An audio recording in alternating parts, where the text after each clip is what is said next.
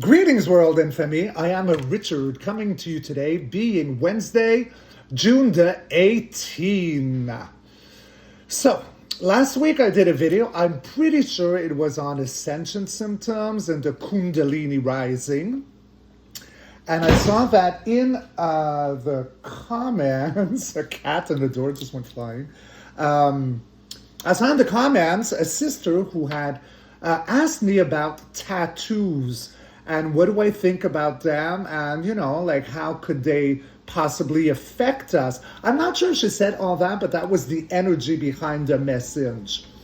And I thought this would make for a great, fabulous video because, as you know, I myself am covered in tattoos. And you only see what you see. I mean, I got them on my back, I got them on my legs, I got them like pretty much all over. So this is the video for today on tattoos. So I originally wanted to make this video last week, but then I got very busy. So my meditation, I believe, was last Wednesday. So I go in and I go deep. I'm questioning my inner flame, my higher self, about all the ink that I have on me and what does it represent really. So what I got is that tattoos are not evil per se, but it all depends on the emotion that we are living through while we are getting in. And what are we getting tattooed, right? So as you know, like I got like some personal ones, like Joan Jett. Then I met her and she signed me. Then I got Wendy Williams and I got Farrah Fawcett on my leg. So all these come from pictures and they come from an emotion of almost obsession.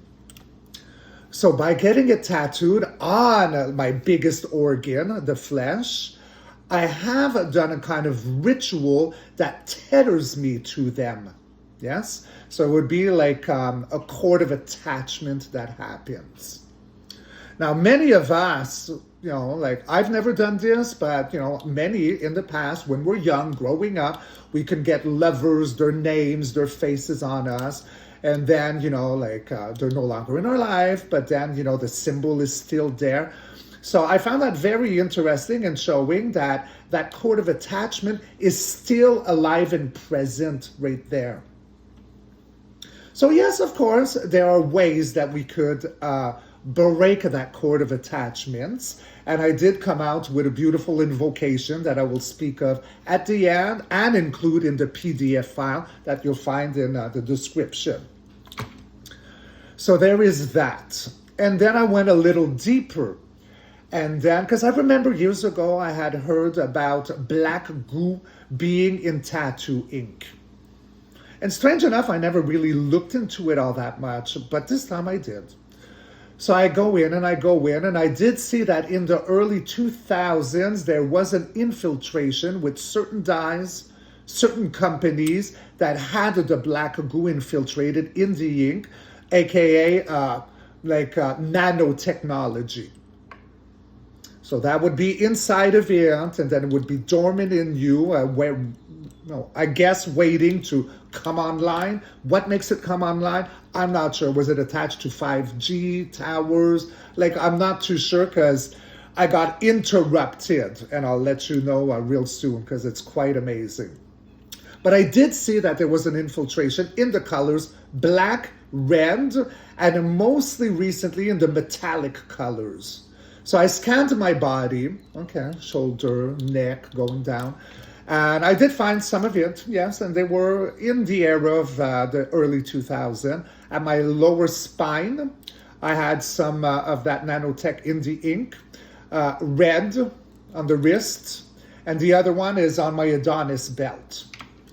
All right, so then I looked and I saw that it was dormant and I saw that I had nothing to fear about because I work on my frequency to elevate being 5D. Again, 5D is not a location, it's a frequency.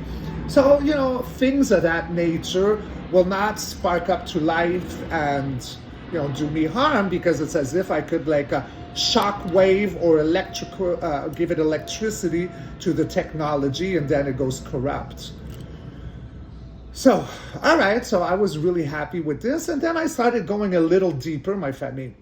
What happens if someone is completely like inked, you know? Because there are some. And then I got a visitor that came in.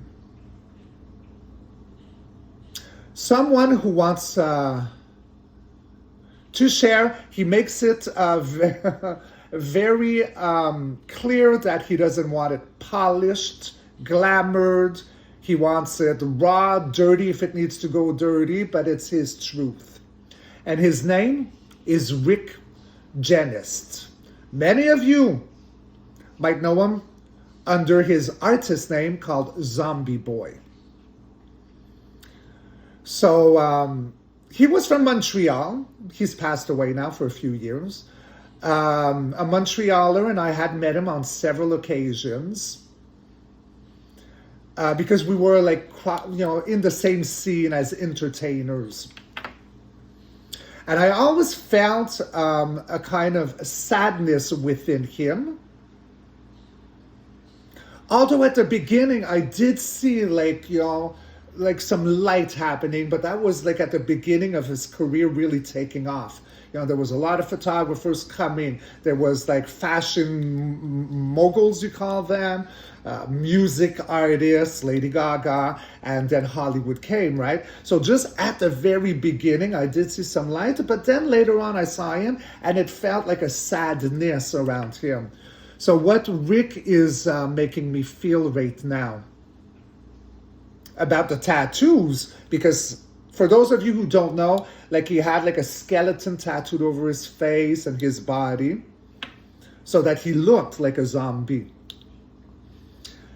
And with that sadness inside, he wanted to bring the sadness that was around the bones inside and bring it out to the surface for the world to see his sadness, his pain.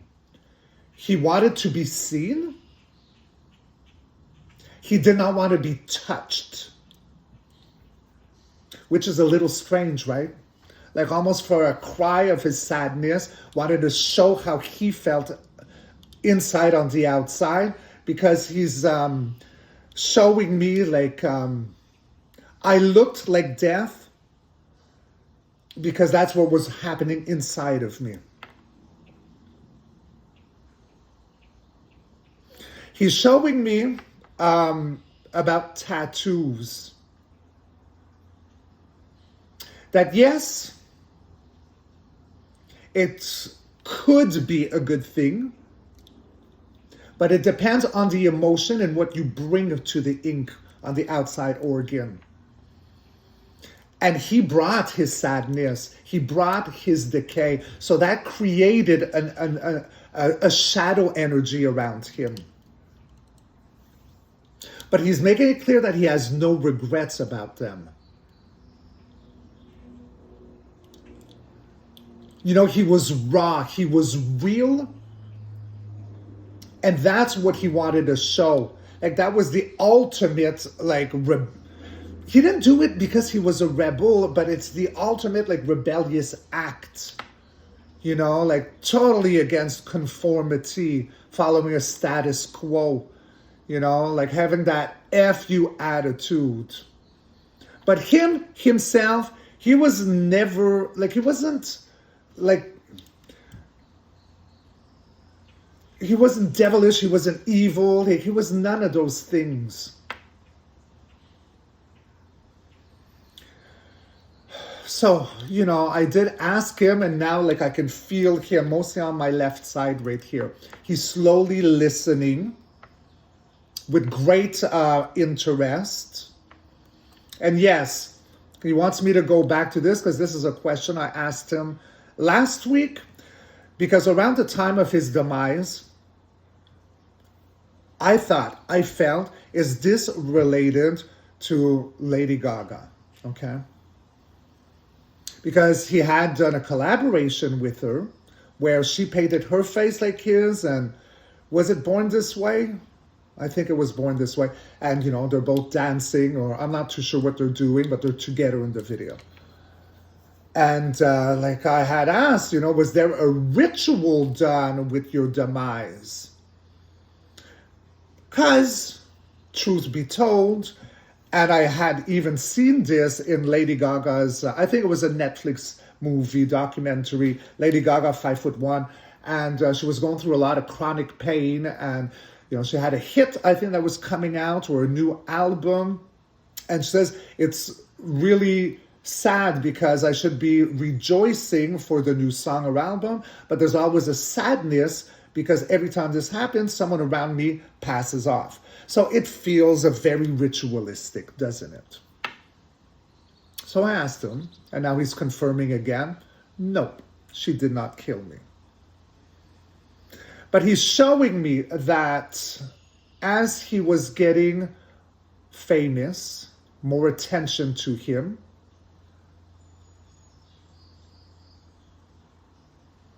you know, they came to glamorize the decay that he was portraying.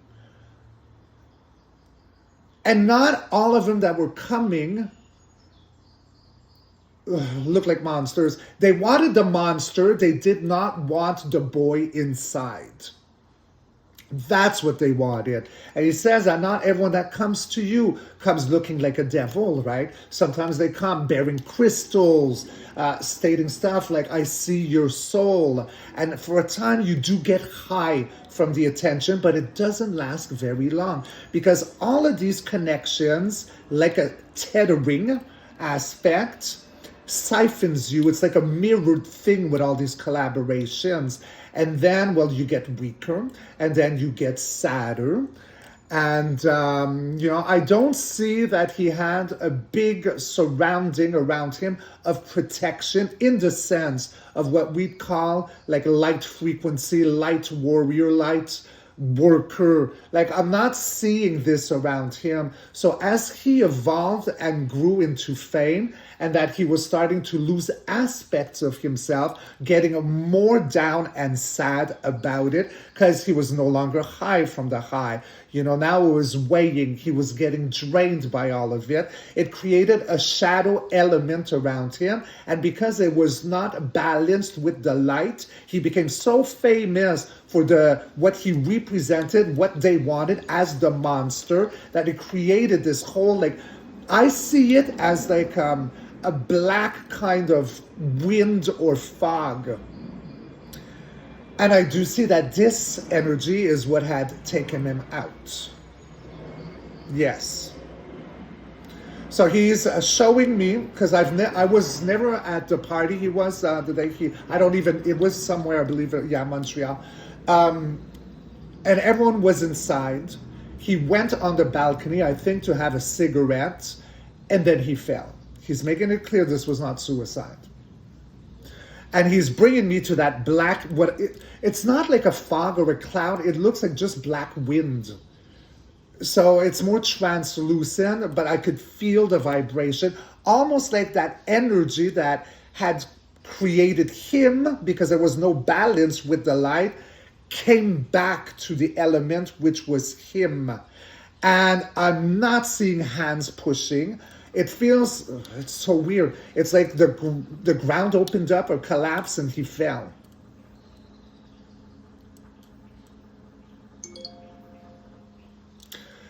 So, yeah, it's very interesting. So, yes, it was not suicide. Yes, he was in a very lowered frequency, but he was depleted. And whatever that energy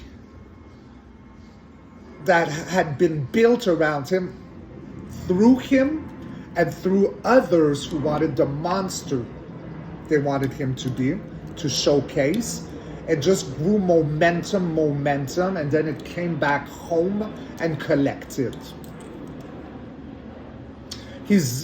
So it was not, he didn't take his own life, and he's acknowledging that Gaga did not do a sacrifice, but it's the energy around it. So it's very convoluted because it's a very busy and it's a very, very big what I'm seeing right here. And there's so much static all around. Again, I'm seeing that like see-through black-gray wind. He's making me feel that he's got no regrets. He's making me feel also that yes, tattooing, heavy tattooing does tether you to energy. So be very mindful, you know, of what you get done, what's the emotion behind it and the intention while you're getting done, because that will bring an energy and an energy that keeps you tethered to that energy. He's got no anger. He still is unresolved, he's showing me. Making it very clear right now as I get the flesh of the goose. I want to be known as Rick. Not as a boy, not as a zombie. You know, attaching ourselves to the memory of what we think we knew about Rick creates an energy around him. It's kind of like a ball and chain. He wants a liberation. I am Rick Genest. I am not a boy. I am not a zombie. Though no regrets, this was my root. He was in pain.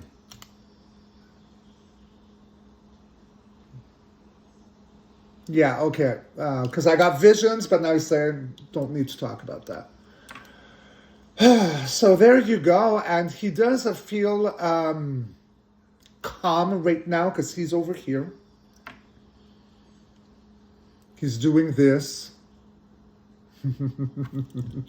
He just removed all of the tattoos. I'm seeing him with like my color skin right now. I don't know if he had a piercing here, but I could still see the piercing though. He wants to keep it on, but he's showing me the peach skin now. It's pink. So I am Rick. Yeah, I love that. So there you go, Femi. It comes all full circle, right? I mean, like I wanted to tap into tattoos and question what happens when you get your whole body tattooed and then entered Rick, right? And then it became more than just about tattoos. It came about a message from a man that was highly misunderstood, highly used to be siphoned on because they wanted to create a monster. But inside he wasn't a monster. He just felt, you know, like decay, you know? He doesn't feel like that anymore. Feels very grounded. Now his whole body is peach. Like I'm seeing no ink on him right now. Okay, so wow, that's funny. I see 3 white doves. Who did I channel recently that had doves? Was it Whitney or was it Diana? I'm seeing the 3 doves again, 3. Anyways, yeah, because I got to Zoom really soon. So let's do a few cards and call it Rick in. And fast-moving chariots. And then I'll look into the invocation. All right, Rick, so come on in. So the chariot, that is the fastest-moving card about traveling, about duality with the 2 Sphinx, dark to light. Let's see what else we can get from Rick. One more shuffle. All right, let's cut, let's rock and roll. All right, so right after the chariot, we had collaborations between different platforms. So that's his past, right? And then chaos, outer conflict. All right, so he moved up really fast up the ladder in doing collaborations, but then quickly enough, it was outer conflict. In the time that he would have passed, okay, so he was fighting to have the higher ground at that outer conflict with the 6 of Wands. At the heartbeat, the end, the world. So he passed, he exited the end of the world. Then everything flipped around for him. Demonics at the bottom, angelics at the top. Okay, so after his passing, all that warring seemed to have passed. Right now, he's taming the beast by the mouth, famille. Okay, because that past, it looks like it's gone. I see him beige now. And then he's back from war victorious. He went from fighting to having the higher ground at war to back from war where everyone is celebrating him. Yes, I speak the truth. He's got restored, like honorability, authentic. And I love this. Flesh of the goose. Then, yes, in the clarifying, he's complete now. 10 of pineapples is happy life, happy family, lack of nothing. Heartbeat, tower moment. Okay, tower moment. I can see this two ways. And now he's restored. Okay, so the clarifying is talking about the 9 spreads. So he became very popular and had a lot of riches. Tower moment at the heartbeat. That's when he fell off the balcony. Lightning strikes. You can look at that, like that black wind that I saw. And now he's restored 2 aces in 12 cards. He is like full of abundance right now. I love it. Now let's go grab Mr. Aurelien. All right, so Rick, would you like to come through, Aurelien? So, Rick, did you like my channeling? Did I say everything you wanted me to say? Is there anywhere that I misread any of the information or the feelings you showed me? And in the spreads, well, 2 heartbeats, the world and the tower.